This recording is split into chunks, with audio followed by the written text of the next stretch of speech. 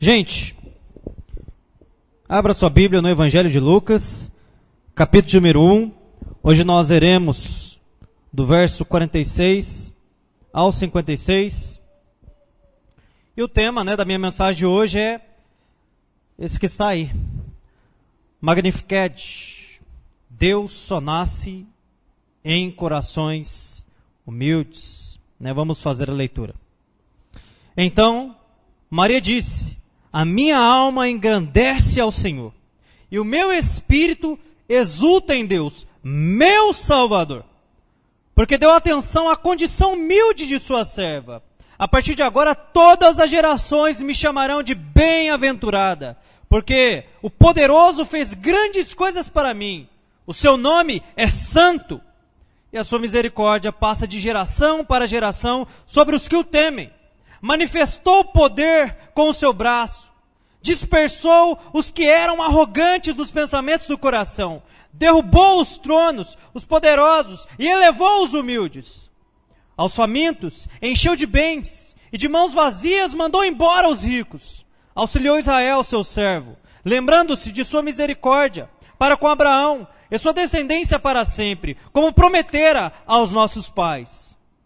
Até aí, nós veremos hoje. E depois, o verso 56 diz que Maria ficou com Isabel cerca de 3 meses e depois voltou para casa. Irmãos, na verdade esses versos que nós vemos é uma canção entoada por Maria. Uma canção que é conhecida por muitos como este nome que eu disse, Magnificat, que quer dizer magnífico ou a magnífica ação de Deus na história humana. E é interessante a forma que ela canta aqui. Ela não olha para o Senhor com prepotência, mas ela olha para o Senhor com o coração contrito e humilde, por saber que mesmo Deus sendo quem é, decidiu agir na vida daqueles que aparentemente não são. Nós olhamos para essa porção de versículos e enxergamos Deus falando o seguinte, no verso 48, que ele contemplou o humilde. No verso 51, que ele dispersou os arrogantes, dissipou os arrogantes. Que ele derrubou os poderosos, no verso 52. E que a sua misericórdia está com os que o temem, no verso 50. Irmãos, é isso. Só os humildes temem a Deus. Só aqueles que sabem que não são, é que eles voltam-se para Deus com uma atitude de quebrantamento, reconhecendo a sua pequenez. Mas os arrogantes, eles não são assim. Eles se orgulham de quem são. Eles se orgulham do que têm. Eles não temem a ninguém. Eles não temem a nada. Não é isso que diz o Salmo? Diz o tolo no seu coração, não a Deus. Corrompem-se e cometem impiedade. Não é assim que anda o homem ímpio. Como se Deus não existisse, como se ele pudesse fazer qualquer coisa, como se ele estivesse desimpedido de alcançar os seus projetos e sonhos. E Deus, onde fica? Deus fica para um segundo plano. Deus fica para quando eu estiver mais velho. Deus fica para um outro momento. Agora, viva a vida. Carpe diem. Viva a vida. Viva a vida. Estes não temem a Deus, mas também não têm a sua misericórdia. A misericórdia de Deus está com aqueles que sabem que não são merecedores de nada e, portanto, se humilham diante a destra poderosa do Senhor, reconhecendo que se não for o Senhor, o que é de nós? O que seria de nós? Nada. Por que essas pessoas rejeitam a Deus? Alguns vão argumentar, é porque há muitos pastores corruptos, é porque há muitos pastores ladrões, é porque há muitos líderes que não são exemplo. Isso é verdade? Sim. Mas não é um bom argumento. Outros rejeitam a Deus por causa dos sofrimentos dessa vida. Elas olham para o Evangelho e ao viver o Evangelho, elas veem que não há aparentemente nenhuma vantagem financeira, material ou em qualquer outra esfera em servir a Deus. Então elas cedem, elas dizem, o ímpio ele não serve a Deus e parece que tudo lhe vai bem. Acho que servir a Deus não está com nada. Então, Os sofrimentos fazem com que aquela pessoa se afaste de Deus. Às vezes o luto. Onde estava Deus quando meu filho agonizava? Onde estava Deus quando minha mãe precisava dele em um leito de hospital? Ela cria tanto, ela tinha tanta fé. Deus ficou em silêncio, Deus simplesmente não fez nada. Então, viverei eu da forma que eu bem quiser. Deixe Deus com os seus negócios, eu cuidarei dos meus. É interessante que demônios tremem diante a poderosa mão de Deus. Eles não apenas acreditam na existência de Deus, mas também tremem. É interessante que Deus dá ordem ao mar, e ele obedece. Deus dá ordem ao vento, e ele obedece. Deus dá ordem aos astros, aos animais, e todos submetem a sua voz. Mas Deus dá ordem ao homem, e este se rebela contra o Senhor. Este diz, não farei. Quer um exemplo? A Bíblia diz, honra teu pai e tua mãe.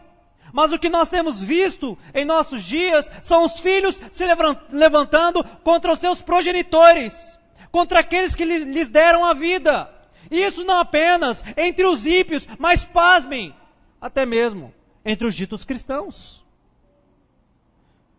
Recentes escândalos aí, promovidos pelo cantor Kleber Lucas e também pelo Leonardo Gonçalves. E você observa que eles substituíram o evangelho por uma ideologia. E através dessa ótica, através desses óculos, eles começam a distorcer e desconstruir aquilo que é de mais sagrado. Louvores entoados a Deus, embasados na Bíblia. Veja como o homem ele está em rebelião contra Deus. Veja como Deus diz ao homem, obedeça o meu mandamento, se submeta. E ele persiste em ser infiel.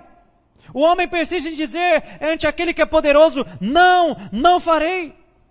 É por isso que a Bíblia vai dizer que a salvação não é do rico, não é do abastado, não é daqueles que se consideram poderosos, sábios, inteligentes, mas é do contrito, é do humilde, é daquele que olha para si e sabe da sua pequenez. É esse que Deus manifesta o seu poder, é esse a quem Deus manifesta a sua misericórdia. Caso contrário, Deus se mostrará duro para com aqueles que também se endurecem contra Ele. Eu quero abordar aqui alguns princípios baseados nesse maravilhoso cântico de Maria. E o primeiro é, todos precisam de um Salvador. Olha o que Maria vai dizer no verso 46 e 47. Então Maria disse, a minha alma engrandece ao Senhor, e o meu espírito exulta no Deus da minha salvação. Irmãos, nós precisamos ter uma noção clara de que nós somos miseráveis, que nós somos depravados, e que nós necessitamos de um Salvador, somos incapazes de salvar a nós mesmos. Precisamos que Deus desça até nós, pegue em nossa mão e nos salve e nos livre de nós mesmos.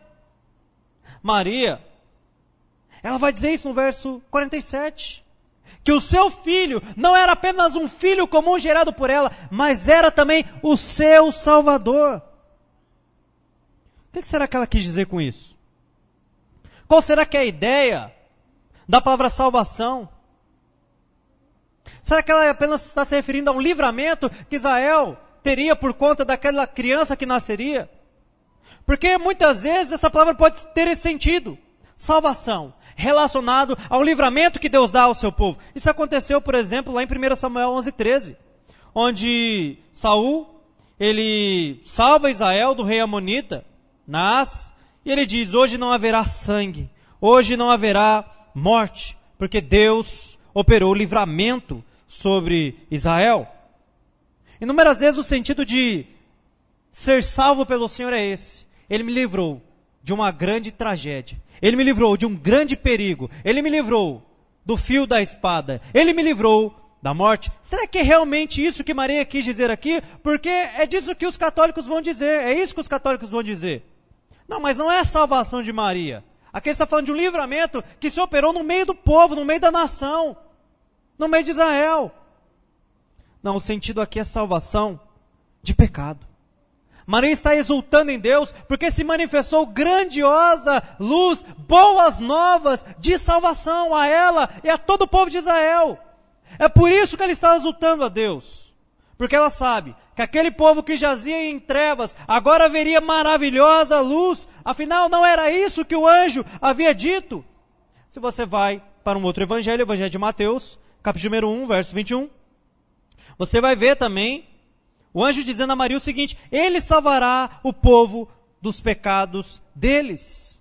O próprio nome Jesus significa a salvação vem de Deus. Então não, Maria não está jubilando aqui por causa de um livramento apenas que Deus daria ao seu povo, mas porque o Salvador tinha se manifestado através do seu ventre, e isso era algo maravilhoso. Irmãos, todos nós precisamos de um Salvador, inclusive Maria. Eu sei que os católicos, eles vão trazer uma doutrina, a doutrina da Imaculada Conceição, dizendo que Maria nasceu sem pecado, mas isso não cola. Isso não cola. E aí tem um problema, porque a Bíblia vai dizer em Romanos 6,23 que o salário do pecado é a morte, e Maria morreu. E aí você vê que eles tentam consertar essa falsa doutrina, essa heresia contra heresia, dizendo que Maria foi assunta aos céus, que ela não conheceu a morte, porque se ela morreu, obviamente ela tinha pecado. Ela recebeu o salário pelo pecado. Então eles vão dizer que não. Maria, além de nascer sem pecado, além de permanecer virgem, ela também foi assunta aos céus e também está sentado lá diante do Senhor. Mas veja que não é isso que Maria declara aqui. Maria, ela vai dizer não. O Salvador, ele se manifestou. E ele é o meu Salvador também. É por isso que eu exulto. Outra prova que Maria também tinha pecados e necessitava de um Salvador é o que Paulo vai dizer em Romanos 3,12. Dizendo: todos se desviaram, juntos se tornaram inúteis. Não há quem faça o bem, nenhum sequer. Paulo está dizendo que todos, e todos aqui é sem exceção. Os católicos vão argumentar: não, mas isso ele está falando de maneira generalizada. Isso não reflete a todos. Por exemplo, é certo eu dizer que todo mundo no Brasil gosta de futebol? Não. Eu, por exemplo, não gosto. Né? Mas o Brasil é conhecido como o país do futebol, então as pessoas pensam que todos gostam de futebol. Isso é uma generalização. O que Paulo está dizendo aqui é algo efetivo, é algo que é aplicado de fato e reflete uma verdade intrínseca a respeito de todo homem que descendeu de Adão. Ele está dizendo que todos se desviaram de Deus, que todos se fizeram inúteis. Ele vai dizer que todos não podem fazer o bem, e até que o bem que fazem é carregado de mal. Mas não apenas isso. Romanos 5,12 também vai dizer: portanto, assim como o pecado entrou no mundo por um só homem, assim também a morte passou a todos os homens, pois todos pecaram. Vou ler novamente. Romanos 5,12. Portanto, assim como o pecado entrou no mundo por um só homem, e pelo pecado a morte, assim também a morte passou a todos os homens, pois todos pecaram. Jacques Rousseau vai dizer o seguinte: que o homem nasce bom. Quem o corrompe? A sociedade o corrompe. Ora bolas. E quem corrompe a sociedade se o homem nasce bom? O próprio homem. O próprio homem em sua essência, desde o seu nascimento, é mau.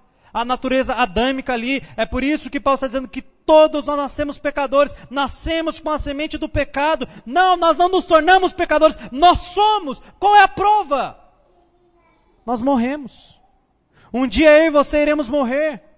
Um dia a cortina da vida irá fechar para mim e para você. E ai daquele que não se apegar a Jesus Cristo.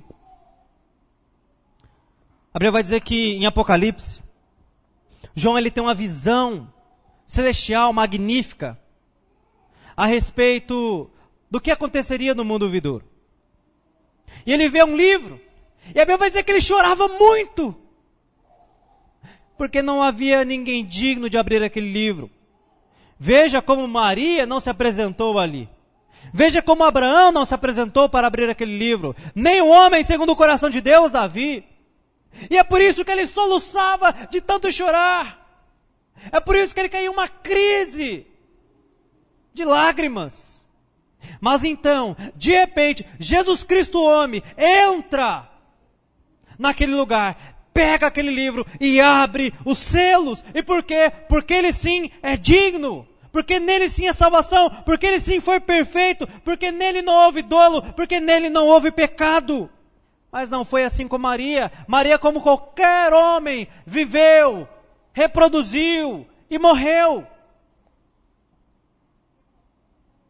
Sabe o que é a cruz? A cruz é a prova que Maria era pecadora. Porque a cruz é o anúncio do justo morrendo pelo injusto. Irmão, se houvesse um só homem justo, capaz de pagar por nossos pecados, você acha mesmo que Jesus viria? Não viria, não seria necessário. Crucificariam Maria, mas porque ela era pecadora, se fez necessário que o Filho de Deus viesse e habitasse entre nós, e morresse, ressuscitasse, fosse assunto aos céus, e agora, à destra do Pai, intercede por nós. E aqui, irmãos, eu não estou para falar mal de Maria. Não me entenda mal. A única coisa que eu estou dizendo é que não. Ela não é igual a Jesus. Não há nela poderes salvíficos. Mas ela foi uma grande mulher. Um exemplo de mulher. Um exemplo de piedade, santidade, temor a Deus, confiança em sua palavra, e nós também devemos imitar a sua conduta. Maria foi de fato uma mulher espetacular. Eu já li para vocês aqui em Lucas, enquanto o velho sacerdote Zacarias duvidou da palavra de Deus enviado por um mensageiro angelical, Maria creu. E para Maria havia mais riscos do que para Zacarias. Veja, eis aqui uma mulher de fé, mas uma mulher que não pode nos salvar. Até porque ela não foi capaz de salvar a si mesma. Portanto, eu afirmo que todos nós precisamos de um Salvador. E a humildade, ela começa por aí. Reconhecendo que eu, através de minhas boas obras, através daquilo que eu faço ou deixo de fazer, não consigo agradar a Deus, não é suficiente. Portanto, eu tenho que me lançar ao pó e me humilhar, dizendo: Deus, salva-me, salva-me, atente para mim, derrama, ó Deus, o teu sangue sobre mim, derrama, ó Pai, da tua graça, porque se nesse sangue lavado, mais alvo que a neve eu serei, os meus pecados serão purificados, os meus pecados serão limpos, eu serei santificado, eu serei justificado, eu serei salvo.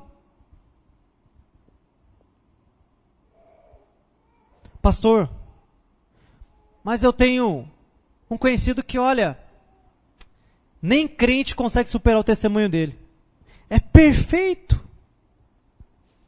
É um homem perfeito. Pastor, o senhor não conhece a minha vozinha, minha mamãe?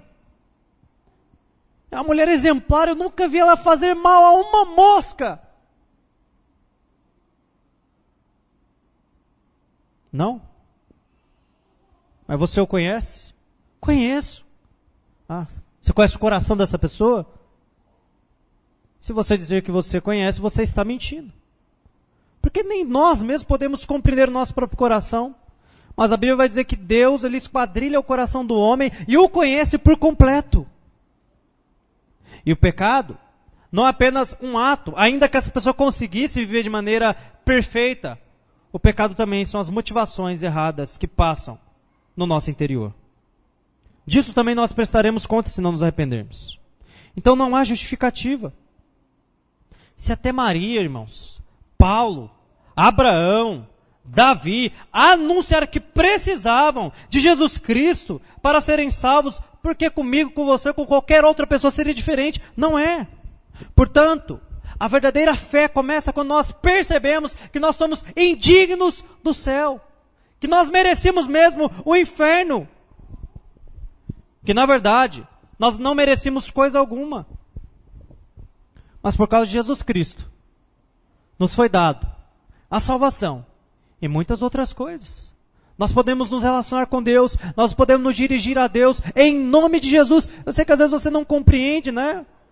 O final da sua frase, às vezes nós terminamos a frase dizendo, em nome de Jesus, amém. E o em nome de Jesus é apenas ali como se fosse um ponto final, mas não. Quando nós dizemos em nome de Jesus, nós estamos dizendo a Deus, Deus, eu não mereço. Se o Senhor for atentar às minhas obras, ao que eu faço, ao que eu deixo de fazer, eu não vou merecer. Então estou te pedindo aqui, não é em meu nome, não é por mim, mas é em nome do teu Filho amado Jesus, que jorrou do precioso sangue na cruz, que sofreu por mim, que morreu por mim, e que neste exato momento está à tua destra, intercedendo também por mim. Esteja atento à minha oração, Senhor. Porque eu não mereço, mas Ele merece. Segundo princípio. A misericórdia de Deus é sobre quem o teme. Verso 50. E a sua misericórdia passa de geração para geração sobre os que o temem. Veja só que interessante. Romanos vai descrever uma lista de pecados. Vai dizer que aquele povo, a sua garganta era como um sepulcro aberto. Que a boca deles era ávida para proferir mentira, maldição. Que os seus pés eram velozes para derramar sangue inocente. E vai concluir que não há temor no meio deles. Não há temor. Êxodo 20:20. A Bíblia vai dizer que Deus ele se manifesta com trovões, com raios. Em uma cena cinematográfica. Para que aquele povo ficasse tremendo, com medo, ao ponto de dizer, Moisés, sobe você. Nós não queremos subir, porque seremos aniquilados. E por que Deus se apresenta dessa forma? A Bíblia vai explicar. Para que o meu temor estivesse no meio do povo, a fim de que não pequeis. Veja o contraste aqui de Romanos com Êxodo 20. A Bíblia vai descrever em Romanos um povo que estava a par de Deus, estava longe de Deus e por isso se pervertia, porque não havia temor no seu coração. Mas Êxodo 20 diz que Deus se manifesta com raios e trovões para que o povo o temesse e consequentemente vivesse uma vida de santidade. Sim, quando nós tememos a Deus, nós vivemos uma vida de santidade. E não apenas isso, nós alcançamos a sua misericórdia, nós alcançamos o seu favor. Mas o homem deste mundo é arrogante. O homem deste mundo não teme a nada, não teme a ninguém, diz não precisar de ninguém. Quer uma prova? Alexandre de Moraes. Veja como este homem age, veja como ele anda, como ele se porta, como se fosse um Deus que caminha entre os homens. Ele age como se a justiça nunca fosse alcançá-lo. Como se ele pudesse fazer o que bem entende e jamais ser punido por isso. Mas eu te digo, ainda que a justiça humana falhe em puni-lo, ou punir qualquer outro magistrado que age de maneira injusta, um dia a justiça de Deus alcançará estes, e desta eles não escaparão. Mas enquanto estão aqui, veja como eles se movimentam, de um lado para o outro, como divindades do Olimpo. Não temem a Deus, não temem ao Senhor. Eles pensam que com eles está o poder, com eles está a autoridade. Leva engano. A autoridade está com pessoas como Maria, que não se vangloriam de si mesmo. Que quando o anjo anuncia, você irá conceber o Salvador, ela não diz, ótima escolha, Senhor. Mas que olha para si e vê, eu sou muito favorecida. A mão de Deus, a autoridade, o poder de Deus está com quem se humilha, com quem reconhece o favor imerecido, com aquele que diz como salmista do Salmo 127, se o Senhor não edificar a casa, em vão estão aqui os que trabalham, se o Senhor não vigiar a cidade, em vão estão ali os sentinelas. Inútil me será acordar de madrugada, ir dormir tarde, e penosamente granjear o pão, porque aos seus amados o Senhor dá enquanto dormem. Deus está com esses, que reconhecem que sem Deus nada são. O nascimento de Jesus anuncia a derrocada dos poderosos. Veja comigo o verso 51 ao 53, que diz: manifestou poder com o seu braço, dispersou os que eram arrogantes nos pensamentos do coração, derrubou dos tronos os poderosos e elevou os humildes. Aos famintos encheu de bens e de mãos vazias mandou embora os ricos.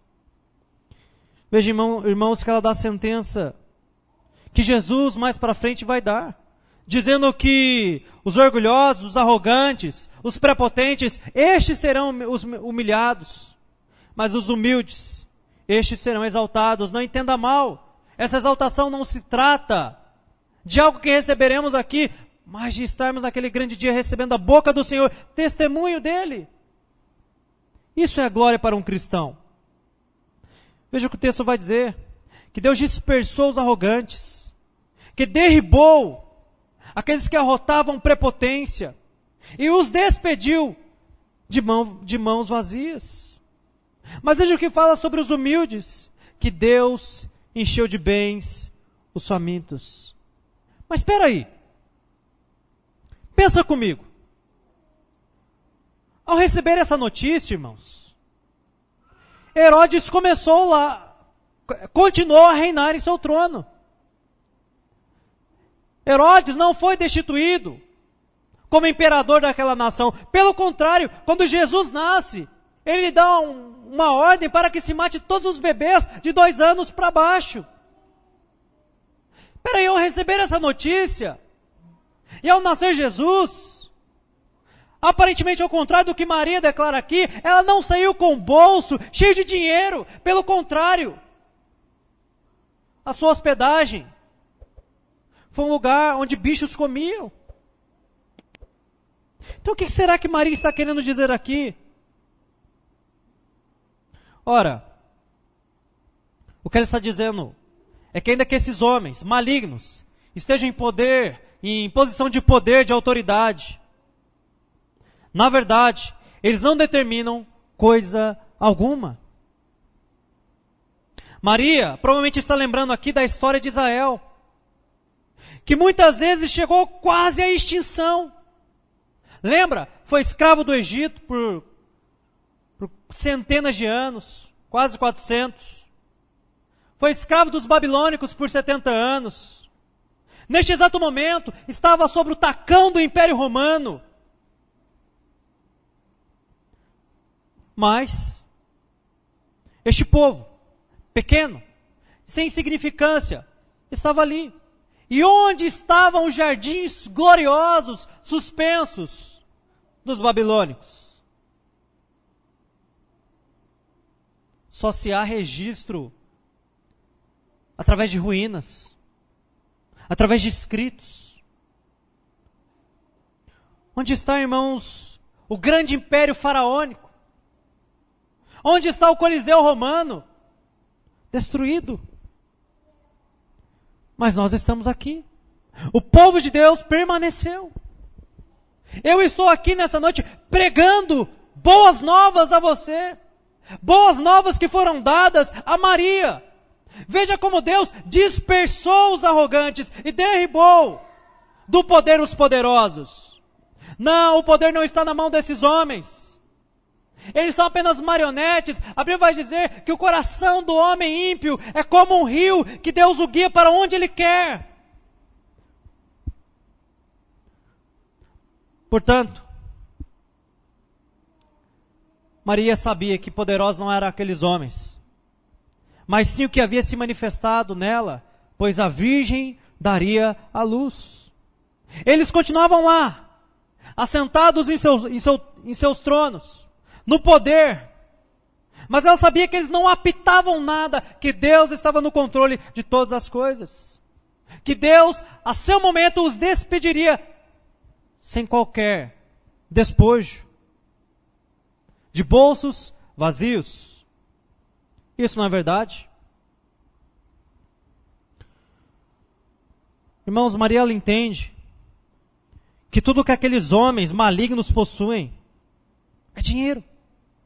Mas ela naquele momento está rica, está plena, está exultante porque o Salvador estava no seu ventre. Nós olhamos para o nosso derredor e podemos achar que aquele que está em posição de poder, de autoridade, aquele que tem uma poupança gorda, esse sim é que é favorecido por Deus, e nós, pobre de nós. Mas não, nós de igual modo estamos ricos e plenos, por quê? Porque o Salvador habita em nós. O máximo que esses miseráveis têm é dinheiro. Mas nós temos o Salvador habitando em nós, e isso nos torna ricos, ricos, abastados, plenos. Mas está dizendo que todos aqueles que carregam a Cristo, de maneira nenhuma são miseráveis, de maneira nenhuma são fracassados, de maneira nenhuma são insignificantes. Talvez você se sinta assim. Você olha para o seu vizinho e pensa, o emprego que ele tem é melhor, a casa que ele tem é melhor, o carro que ele tem é melhor, eu sou mesmo insignificante. Engano seu, não somos. Ainda que morrêssemos como Paulo, pobres, sozinhos, com apenas um livro e uma capa, seríamos os mais abastados de todos os homens.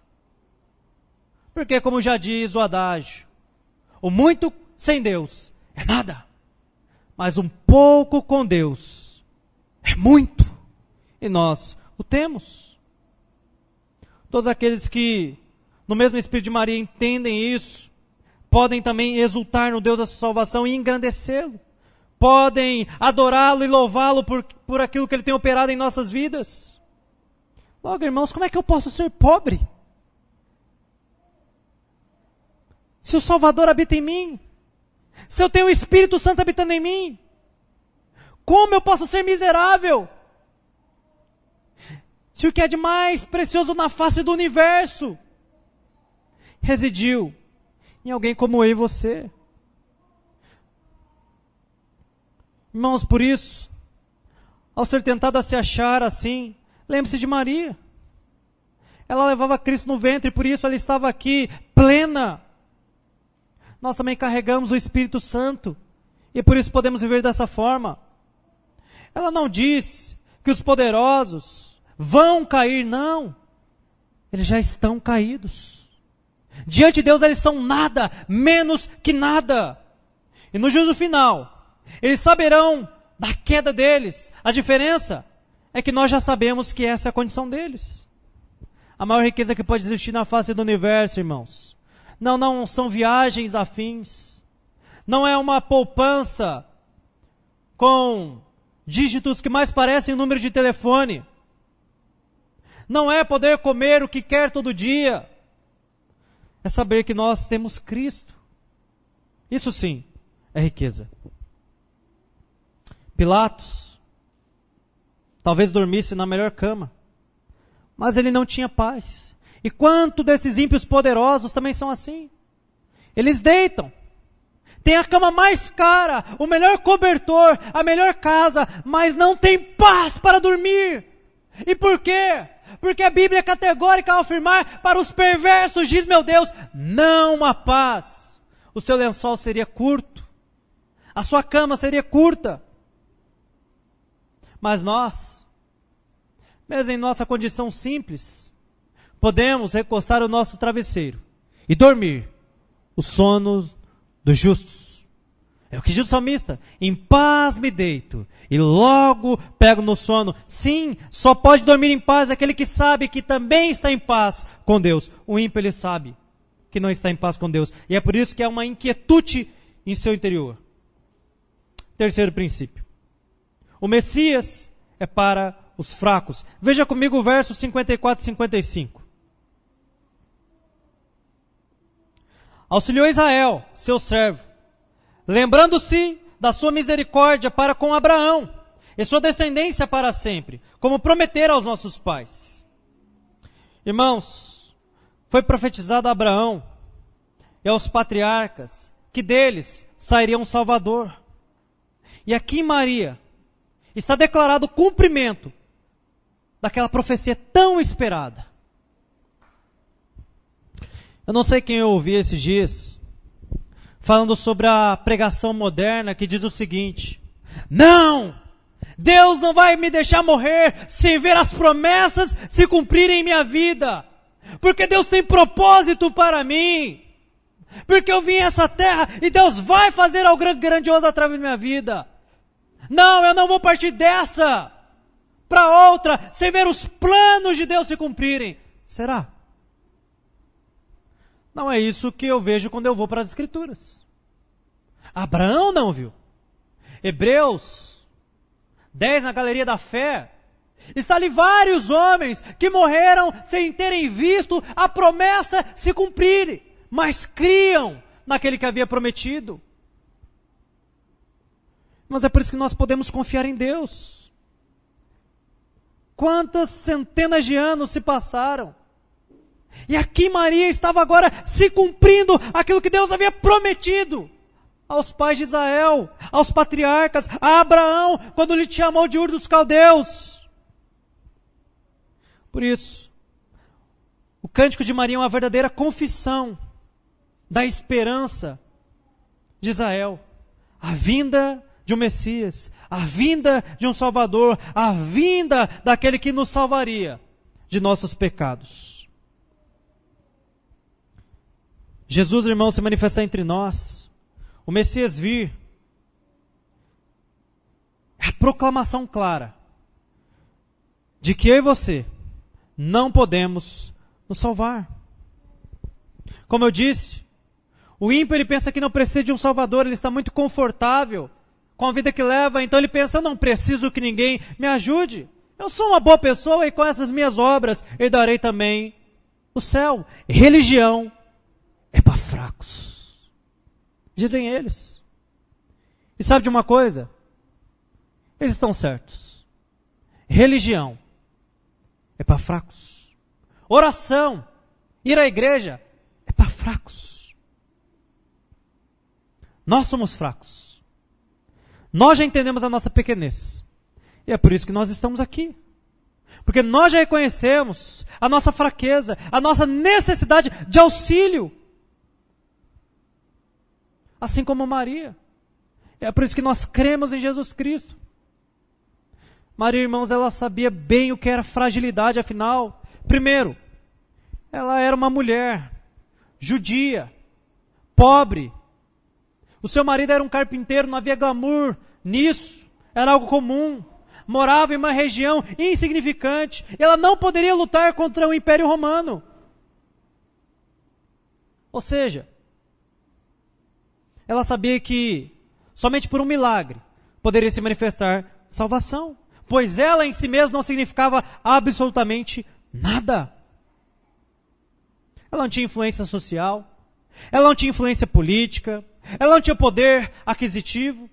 Era apenas uma dona de casa. O que ela poderia fazer?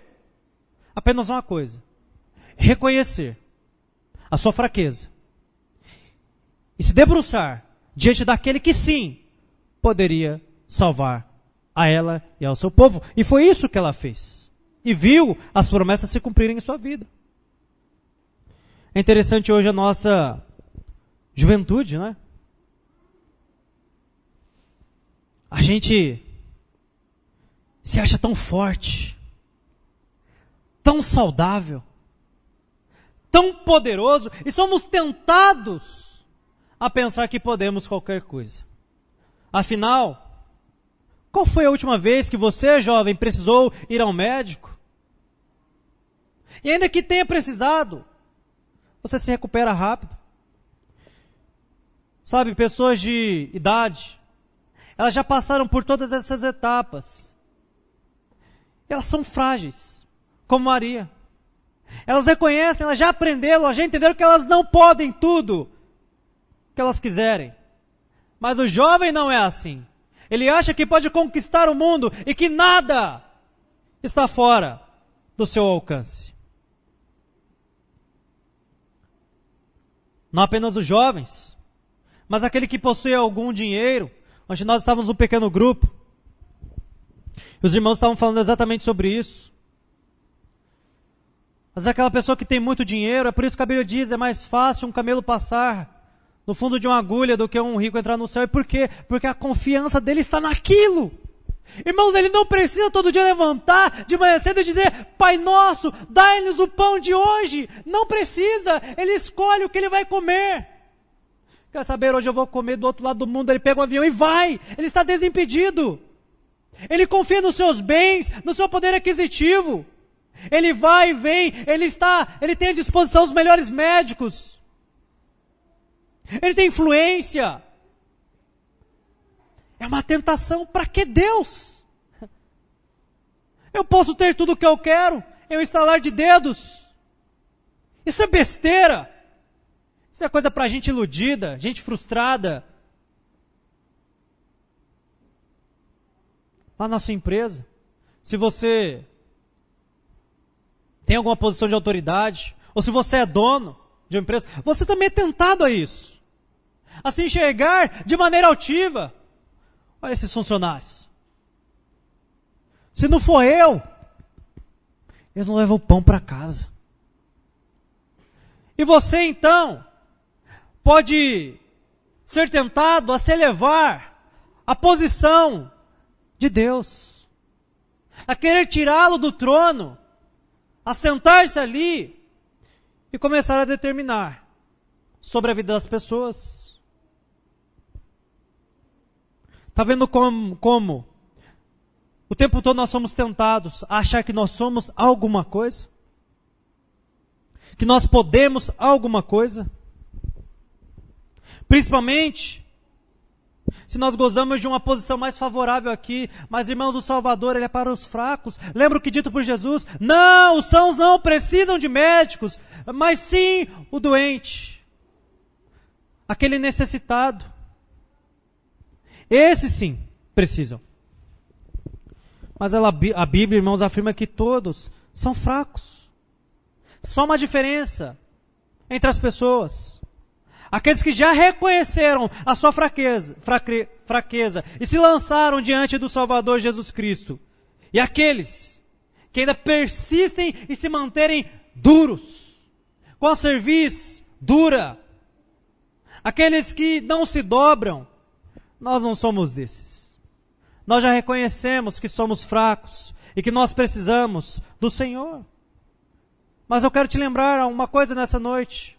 Você que talvez se ache muito forte, você talvez que se ache muito poderoso, altivo.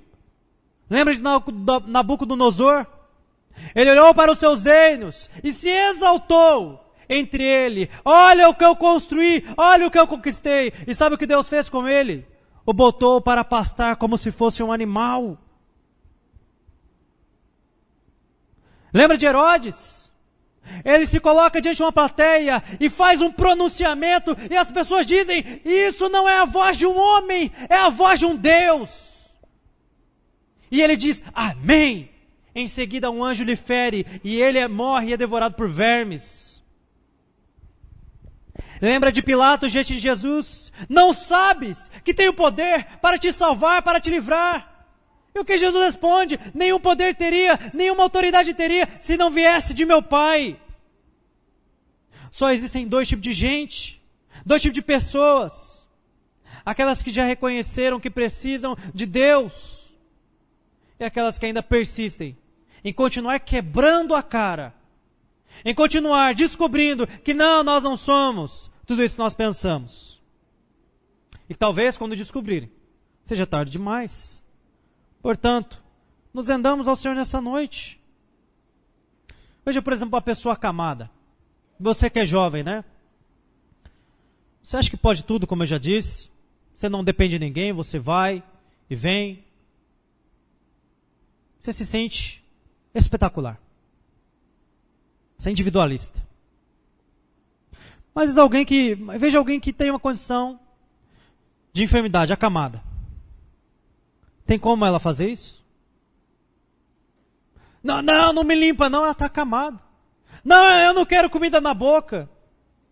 Não, eu não quero que me dê banho. Não tem como. Está vendo como arrogância é uma idiotice? Ora, nós estamos aqui de pé saudáveis. Ora, nós podemos estar em um leito de hospital, precisando que alguém nos limpe. Por isso, coloque para longe de você a ideia que você está estabilizado porque tem um bom emprego, porque tem bens. A ideia que você é jovem, pode trabalhar e conquistar o mundo, que não precisa de ninguém. Nós precisamos de Deus. De Deus. Irmãos, a salvação de Jesus, ela se manifesta para aqueles que reconhecem a sua ardente necessidade de Deus. Para aqueles que confirmam o que dizem.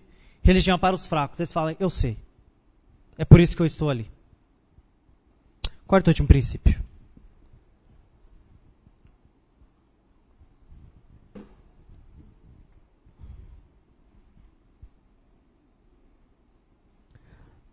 A grandeza de Deus e a alegria dos seus servos.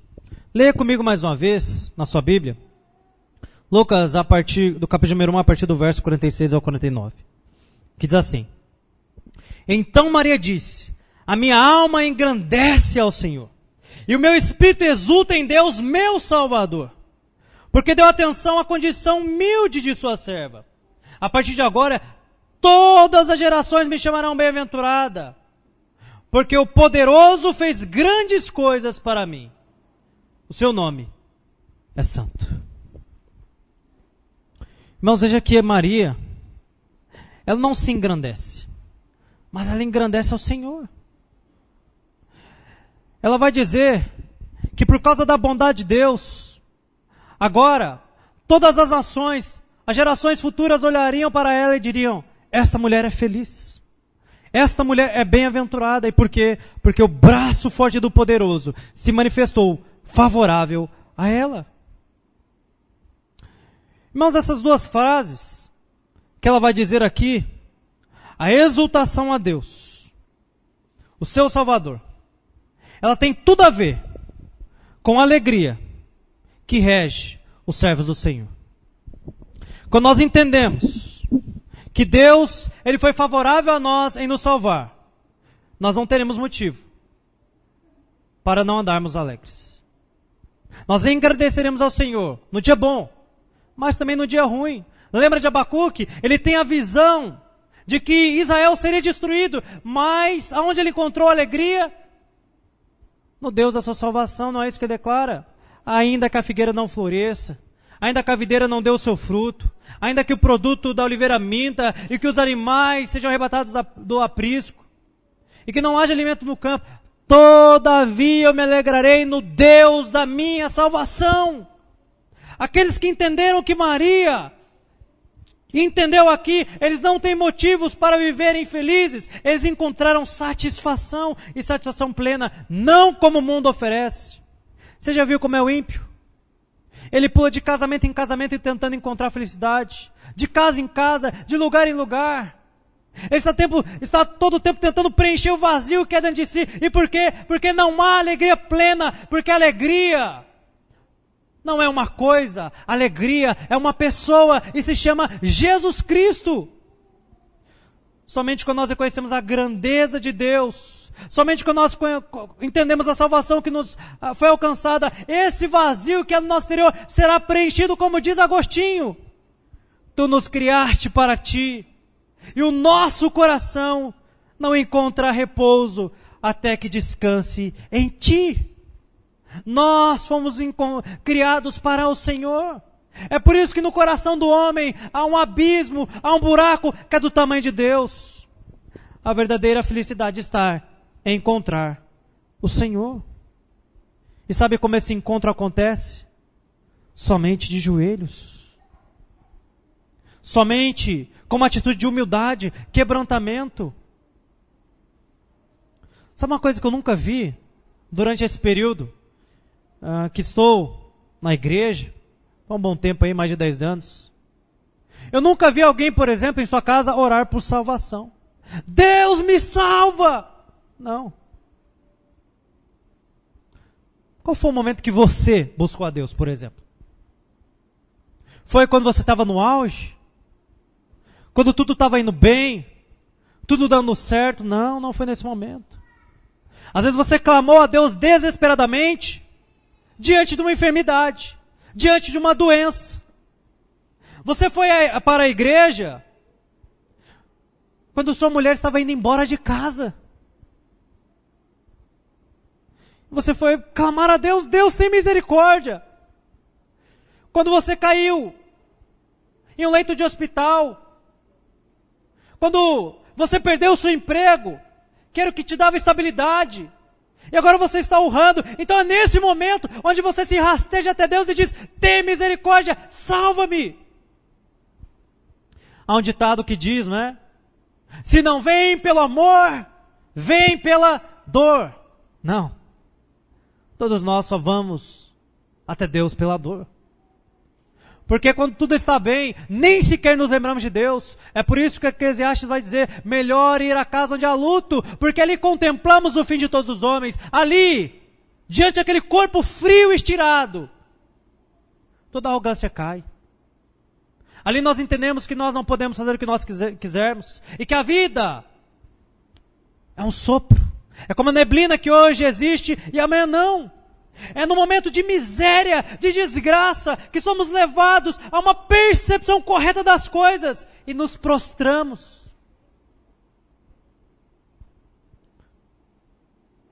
Deus faz isso conosco.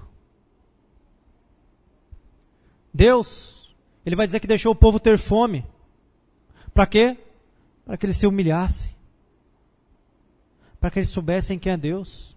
Você acha mesmo que Deus não pode fazer isso conosco? Pode. Será que talvez essa circunstância difícil que você está vivendo não é fruto disso?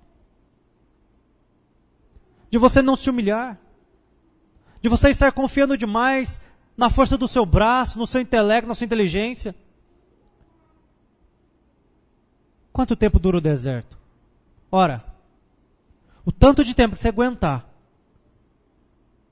ficar de pé. No momento que você se prostrar diante de Deus e der a resposta que Ele espera, acaba. No momento em que você se humilhar, e daí vem a palavra humildade, você encontrará salvação, felicidade e as bênçãos. O meio pelo qual alcançamos isso é esse espírito quebrantado, que é a maior expressão de nossa fé em Deus. E com humildade aqui eu não estou querendo dizer pobreza, né? Hoje em nosso país muito se associa pobreza com humildade. Mas existem pessoas pobres que são extremamente arrogantes. Assim como há pessoas ricas que também o são.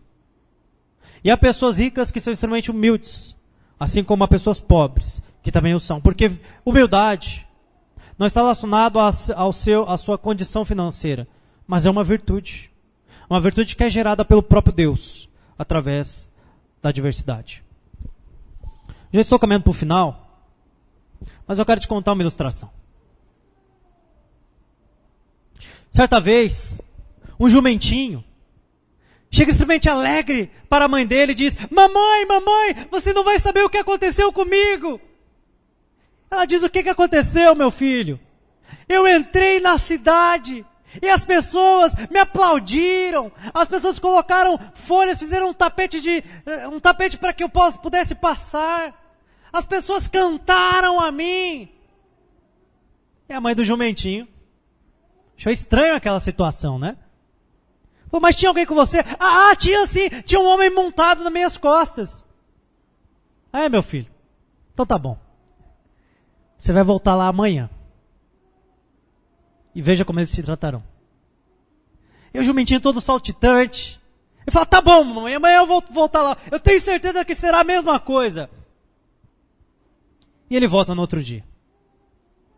E chega para sua mãe chorando. Em lágrimas. Ela diz, o que foi, meu filho? Eu fui lá na cidade, mamãe. E o que aconteceu? A mamãe foi terrível. As pessoas me chutaram.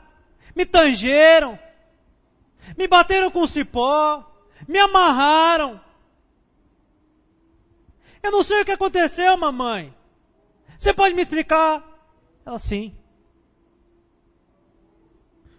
O homem que estava assentado em você era Jesus. Era aquelas pessoas que eles estavam aclamando. Não você, meu filho. Nós somos apenas animais cargueiros. Essa é a nossa condição. Irmãos, isso se aplica a mim e a você também. Sem Jesus, eu e você somos apenas jumentinhos. Sem importância, sem prestígio. As pessoas olham para nós e nos tangem. Precisamos reconhecer a nossa condição e aceitar, é verdade, eu sou apenas um jumentinho sem Jesus. Lembra daquela mulher cirofenícia? Ela chega com a sua filha doente e ela clama ao mestre, salva minha filha. Ele diz, não é lícito tirar o pão dos filhos e dar a uma cadelinha. E ela não se exalta ali, ela não diz, como é que é? Cadelinha. Não. Em nossos dias, provavelmente alguém agrediria o mestre, né? Quem você pensa que é? Sabe o que ela faz? Ela aceita a sua condição. Senhor, eu sei que eu sou apenas uma cachorrinha, mas até os cachorrinhos comem das migalhas que caem da mesa dos seus senhores. E o Deus que não se surpreende, naquele momento, fica surpreso com a fé, com a atitude de humildade daquela mulher, e ela alcança o favor de Deus. Irmãos, é isso. Nós não podemos ser como um fariseu, que bate no peito e ora de si para si, Deus, eu sou bom, eu sou maravilhoso, eu vou à igreja 2 vezes por semana, eu vou ao PG, jejuo, oro, dou meu dízimo. Não! Tudo isso é importante. Mas quando você se apresentar diante de Deus, faça como a mulher cirofenícia. Deus não precisa de muito, eu preciso apenas das migalhas. Finalizando, ela vai dizer que Deus ele contemplou na humildade a sua serva. Os seus olhos se voltaram para ela. E humildade, como eu disse, não é ser pobre, mas é reconhecer que nós nada somos sem o Senhor. E quando assim fazemos, a Bíblia declara que Deus, Ele manifesta a sua misericórdia. Deus não esquece daquele que se humilha diante dele, que vai até ele com uma atitude de quebrantamento. Sim, Deus está sentado no seu alto e sublime trono, mas também no coração daquele que está contrito diante dele. Eu sei que às vezes você pode se sentir assim. Parece que a lâmpada da misericórdia de Deus se apagou para você. Você ora e parece que nada acontece. Você serve e parece que nada muda. Talvez você se sinta assim, esquecido por Deus. Talvez nessa noite você entrou aqui assim. Deus se esqueceu de mim. E não importa o que eu faça, a sua mão não se move em meu favor. Mas eu quero te dizer, meu irmão, que só parece que Deus se esqueceu de você. Só parecia que Deus havia se esquecido de Israel. Mas o seu auxílio veio através de Maria. Ele se lembrou da sua misericórdia para com o povo, para a promessa que fizera com Abraão e os pais patriarcas. E enviou Jesus. Você quer ser lembrado pelo Senhor nessa noite? Você quer que os olhos do Senhor se voltem para você, que a mão poderosa dele se volte para você? Faça como Maria.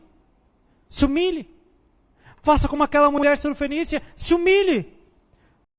Deus está assim no seu alto e sublime trono.